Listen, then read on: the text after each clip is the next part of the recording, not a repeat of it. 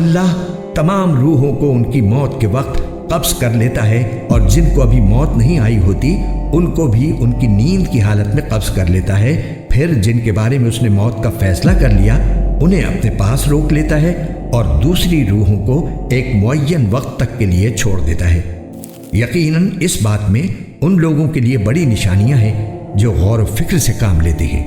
بھلا کیا ان لوگوں نے اللہ کی اجازت کے بغیر کچھ سفارشی گھڑ رکھے ہیں؟ ان سے کہو کہ چاہے یہ نہ کوئی اختیار رکھتے ہوں نہ کچھ سمجھتے ہوں، پھر بھی تم انہیں سفارشی مانتے رہو گے۔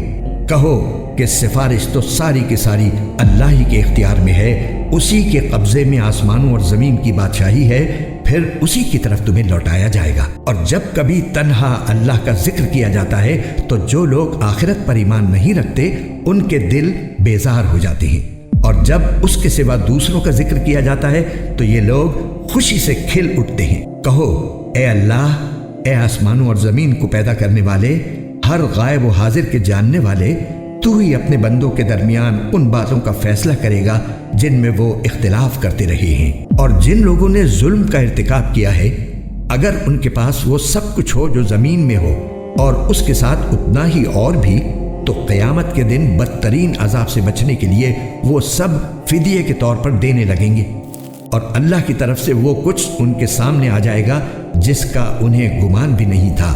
انہوں نے جو کمائی کی تھی اس کی برائیاں ان کے سامنے ظاہر ہو جائیں گی، اور جن باتوں کا وہ مذاق اڑایا کرتے تھے وہ انہیں چاروں طرف سے گھیر لیں گی۔ پھر انسان کا حال یہ ہے کہ جب اس کو کوئی تکلیف چھو جاتی ہے تو وہ ہمیں پکارتا ہے، اس کے بعد جب ہم اسے کسی نعمت سے نوازتے ہیں تو وہ کہتا ہے کہ یہ تو مجھے اپنے ہنر کی وجہ سے ملی ہے۔ نہیں، بلکہ یہ آزمائش ہے، لیکن ان میں سے اکثر لوگ نہیں جانتے۔ یہی بات ان سے پہلے کچھ لوگوں نے بھی کہی تھی، نتیجہ یہ ہوا کہ جو کچھ وہ کماتے تھے وہ ان کے کام نہیں آیا، اور انہوں نے جو کمائی کی تھی اس کی برائیاں انہی پر آ پڑیں۔ اور ان عرب کے لوگوں میں سے جنہوں نے ظلم کا ارتکاب کیا ہے ان کی کمائی کی برائیاں بھی عنقریب ان پر آ پڑیں گی، اور یہ اللہ کو عاجز نہیں کر سکتے۔ اور کیا انہیں یہ معلوم نہیں ہے کہ اللہ جس کے لیے چاہتا ہے رزق میں وسعت کر دیتا ہے اور وہی تنگی بھی کر دیتا ہے؟ یقیناً اس میں ان لوگوں کے لیے بڑی نشانیاں ہیں جو ایمان لاتے ہیں۔ کہہ دو کہ اے میرے وہ بندو جنہوں نے اپنی جانوں پر زیادتی کر رکھی ہے، اللہ کی رحمت سے مایوس نہ ہو۔ یقین جانو اللہ سارے کے سارے گناہ معاف کر دیتا ہے، یقیناً وہ بہت بخشنے والا بڑا مہربان ہے۔ اور تم اپنے پروردگار سے لو لگاؤ اور اس کے فرما بردار بن جاؤ قبل اس کے کہ تمہارے پاس عذاب آ پہنچے، پھر تمہاری مدد نہیں کی جائے گی۔ اور تمہارے پروردگار کی طرف سے تمہارے پاس جو بہترین باتیں نازل کی گئی ہیں ان کی پیروی کرو قبل اس کے کہ تم پر اچانک عذاب آ جائے اور تمہیں پتہ بھی نہ چلے۔ کہیں ایسا نہ ہو کہ کسی شخص کو یہ کہنا پڑے کہ ہائے افسوس میری اس کوتاہی پر جو میں نے اللہ کے معاملے میں برتی، اور سچی بات یہ ہے کہ میں تو اللہ تعالیٰ کے احکام کا مذاق اڑانے والوں میں شامل ہو گیا تھا۔ یا کوئی یہ کہے کہ اگر مجھے اللہ ہدایت دیتا تو میں بھی متقی لوگوں میں شامل ہوتا۔ یا جب عذاب آنکھوں سے دیکھ لے تو یہ کہے کہ کاش مجھے ایک مرتبہ واپس جانے کا موقع مل جائے تو میں نیک لوگوں میں شامل ہو جاؤں۔ تجھے ہدایت کیوں نہیں دی گئی؟ میری آیتیں تیرے پاس آ چکی تھیں، پھر تو نے انہیں جھٹلایا اور بڑائی کے گھمنڈ میں پڑ گیا اور کافروں میں شامل رہا۔ اور قیامت کے دن تم دیکھو گے کہ جن لوگوں نے اللہ پر جھوٹ باندھا ہے ان کے چہرے سیاہ پڑے ہوئے ہیں۔ کیا جہنم میں ایسے متکبروں کا ٹھکانہ نہیں ہوگا؟ اور جن لوگوں نے تقوی اختیار کیا ہے اللہ ان کو نجات دے کر ان کی مراد کو پہنچا دے گا، انہیں کوئی تکلیف چھوئے گی بھی نہیں اور نہ انہیں کسی بات کا غم ہوگا۔ اللہ ہر چیز کا پیدا کرنے والا ہے اور وہی ہر چیز کا رکھوالا ہے۔ اسی کے پاس آسمانوں اور زمین کی کنجیاں ہیں، اور جنہوں نے اللہ کی آیتوں سے کفر کیا وہی نقصان اٹھانے والے ہیں۔ کہہ دو کہ کیا پھر بھی اے جاہلو تم مجھ سے کہتے ہو کہ اللہ کے سوا کسی اور کی عبادت کروں؟ اور یہ حقیقت ہے کہ تم سے اور تم سے پہلے تمام پیغمبروں سے وحی کے ذریعے یہ بات کہہ دی گئی تھی کہ اگر تم نے شرک کا ارتکاب کیا تو تمہارا کیا کرایا سب غارت ہو جائے گا اور تم یقینی طور پر سخت نقصان اٹھانے والوں میں شامل ہو جاؤ گے۔ لہٰذا اس کے بجائے تم اللہ ہی کی عبادت کرو اور شکر گزار لوگوں میں شامل ہو جاؤ۔ اور ان لوگوں نے اللہ تعالیٰ کی قدر ہی نہیں پہچانی जैसा कि कद्र पहचानने का हक था।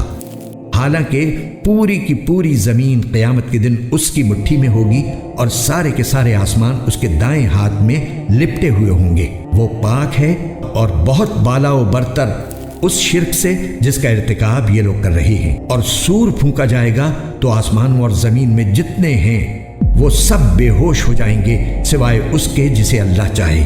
फिर दूसरी बार फूंका जाएगा तो वो सब लोग पल भर में खड़े होकर देखने लगेंगे और जमीन अपने परवरदिगार के नूर से चमक उठेगी और नामा-ए आमाल सामने रख दिया जाएगा और अंबिया और सब गवाहों को हाजिर कर दिया जाएगा और लोगों के दरमियान बिल्कुल बरहक फैसला किया जाएगा और उन पर कोई जुल्म नहीं होगा और हर शख्स को उसके अमल का पूरा पूरा बदला दिया जाएगा और जो कुछ लोग करते हैं अल्लाह उसे खूब जानता है। और जिन लोगों ने कुफ्र अपनाया था उन्हें जहन्नम की तरफ गिरोहों की शक्ल में हाँका जाएगा, यहाँ तक कि जब वो उसके पास पहुंच जाएंगे तो उसके दरवाजे खोले जाएंगे और उसके मुहाफिज उनसे कहेंगे कि क्या तुम्हारे पास तुम्हारे अपने लोगों में से पैगंबर नहीं आए थे जो तुम्हें तुम्हारे रब की आयतें पढ़ के सुनाते हों और तुम्हें इस दिन का सामना करने से खबरदार करते हों?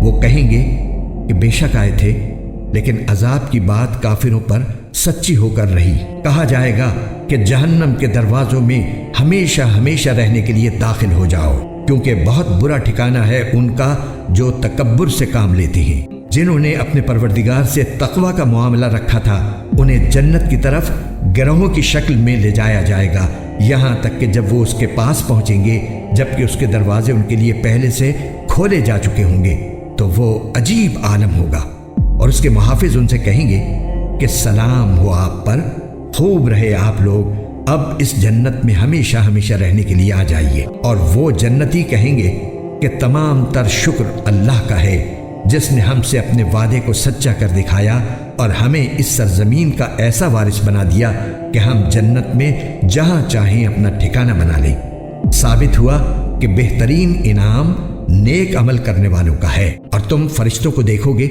कि अर्श के गिर्द हल्का बनाए हुए अपने परवरदिगार की हम्द के साथ उसकी तस्बीह कर रहे होंगे और लोगों के दरमियान बरहक फैसला कर दिया जाएगा और कहने वाले कहेंगे कि तमाम तर तारीफ अल्लाह की है जो सारे जहानों का परवरदिगार है।